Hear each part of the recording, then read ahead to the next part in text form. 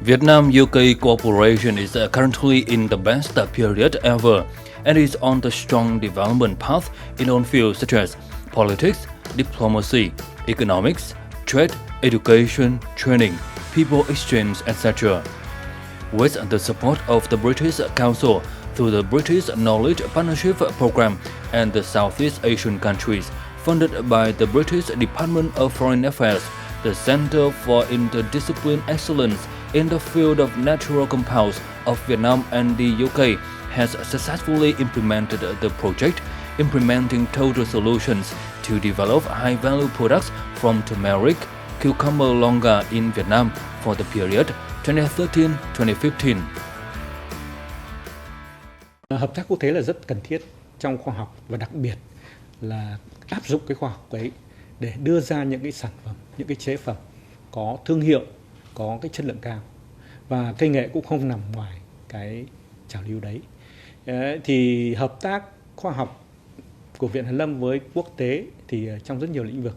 Thế nói riêng về cái hợp tác trong lĩnh vực cây nghệ với các nhà khoa học của Vương quốc Anh thì cái hợp tác này nó quan trọng ở chỗ là nó nâng chuyện trồng, chọn giống, rồi là canh tác và tách chiết các sản phẩm, đưa ra thành sản phẩm.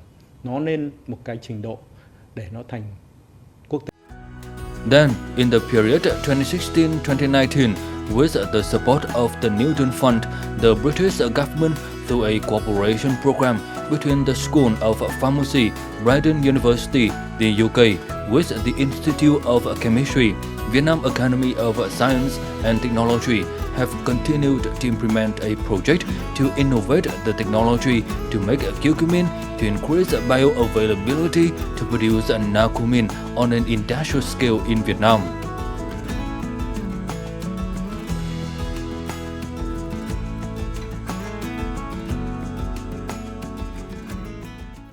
Greeting from Sharing Vietnam on VTC 10 NetViet. As you know, Vietnam and many countries in the world has many cooperation in many fields, and today we will talk about the cooperation between Vietnam and UK to create high-value product from nature. And today we will talk and meet with Doctor of Philosophy Norman Aspley. Now he works in Royal Academy of Engineering. So thank you very much for joining our program today. Could you please tell us more about the UK strategy of science, technology and innovation cooperation with Vietnam? Okay, the part of the UK-Vietnam cooperation that I work with is that part which was, I think, the best invention of the Cameron government in 2014. They decided that they would use some of the official development assistance to support science, and the science then covers whatever of the problems that both Vietnam and the UK agree on.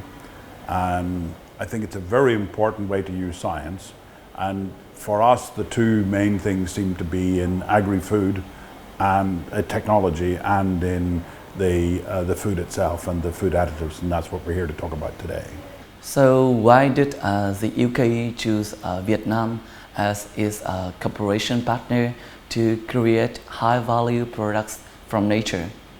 From my observation, I've only been here twice, but already last year and this year, I think somebody made a very great decision, a very good decision, because you see a country full of energy and commitment and hard work and intention to be a growing part of the world economy, and that is a key part of what Britain and Vietnam can get out of this cooperation. So how does this cooperation benefit the two countries?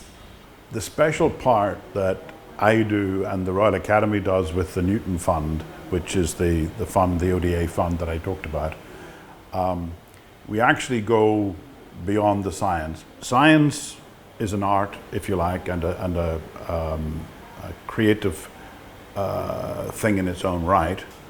But taking science and turning it into products and services is just as difficult, sometimes more difficult, and needs the special teaching.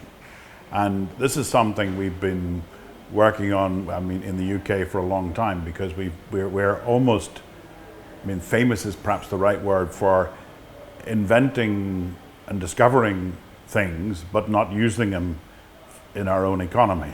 With the model of Vietnam UK Excellent Interdisciplinary Center for Natural Product Research that two scientists in two countries are implementing at VASD, how do you evaluate this model in Vietnam? Well, it's a very powerful model, but I think it needs, and as I said, it's working very strongly with different institutions in Britain, with the connection being at the individual scientist level. Okay. Now the hard part is to take the main product from the levels we've seen today at small samples and turn that into the right way, whatever that is, of taking it into a global market. But that will mean fitting it to many different markets in many different systems of medicine and sales. So that's the next job. And then we work with 17 other governments individually to build a program. So this is our 5th year of doing it with Vietnam, and we have had 73 people go through the program. And, you know, it starts very basic, but as I said, we had representatives from each of those, I think we probably had about a 5th of the total number with us this week for 2 days. And we had very sophisticated conversations about what needs to be done and how they can help each other. And we're really hopeful.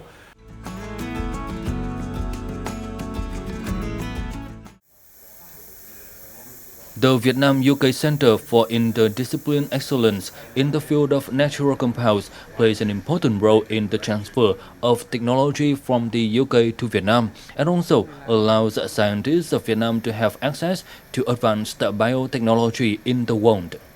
In addition, the center provides infrastructure to promote and establish partnerships between UK and Vietnamese universities, research institutes, and companies involved in doing research on natural products.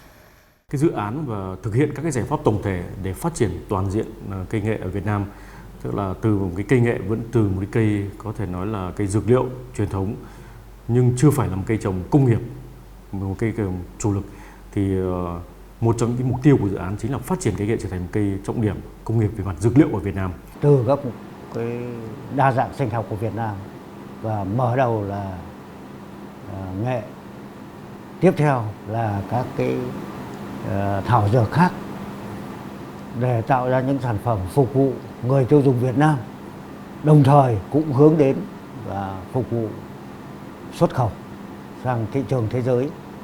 Và chúng tôi rất tin tưởng phía Anh Quốc cũng rất ủng hộ, và giai đoạn tiếp theo sẽ là giai đoạn hợp tác giữa các doanh nghiệp để mà phục vụ thị trường Việt Nam và tiến tới phục vụ thị trường thế giới. Đây là một cái kết quả nó có ý nghĩa về mặt kinh tế, xã hội, môi trường và sức khỏe. In addition, the program also acts as a focal point for organizing training courses provided by UK scientists and coordinating training of Vietnamese researchers, including students, postdoctoral students in natural product research in the UK.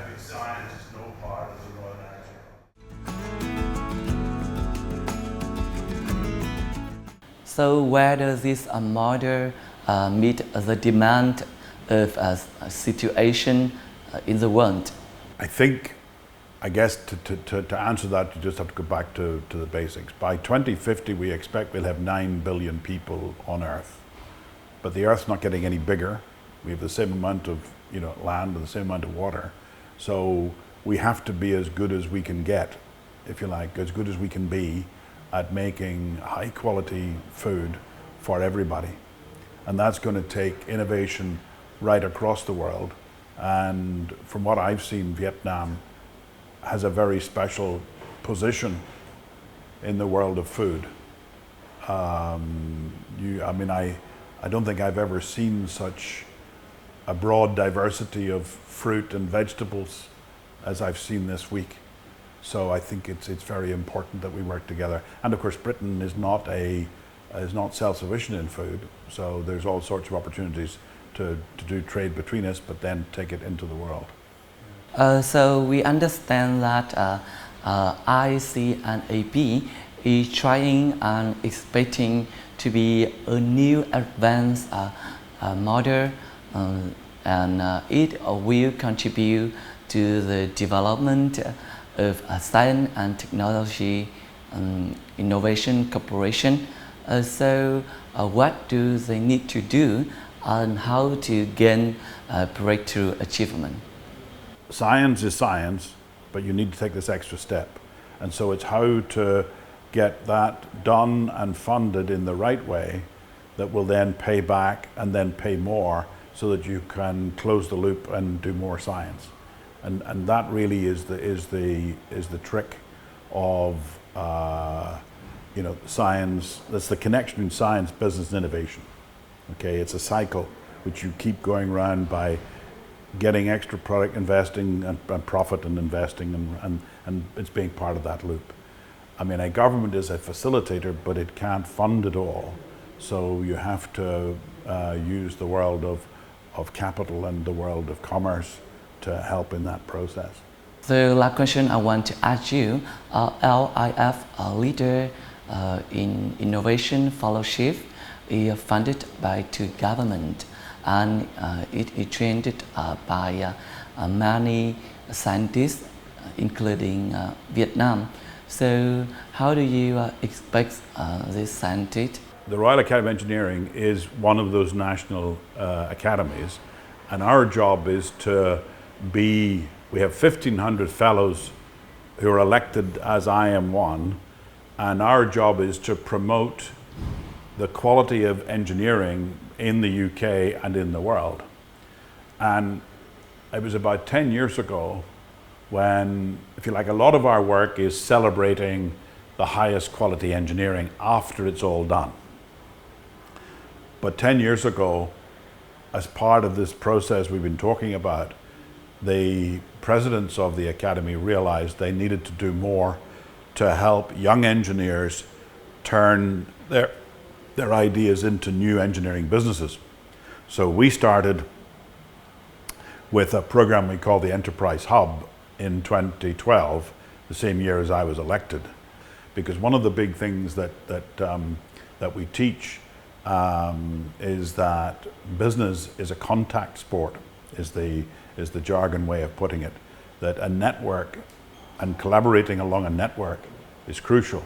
And you may know something that I need to know and vice versa. So if we can form groups that can talk about that, that helps. Science is can be a very competitive business and a very isolating business, because science recognizes originality and novelty, and sometimes you don't want to talk to your neighbor so that you can get ahead. Business is about your network, and that's what we help with, and it's ultimately to build a network between Vietnam and Britain and between the other 16 countries.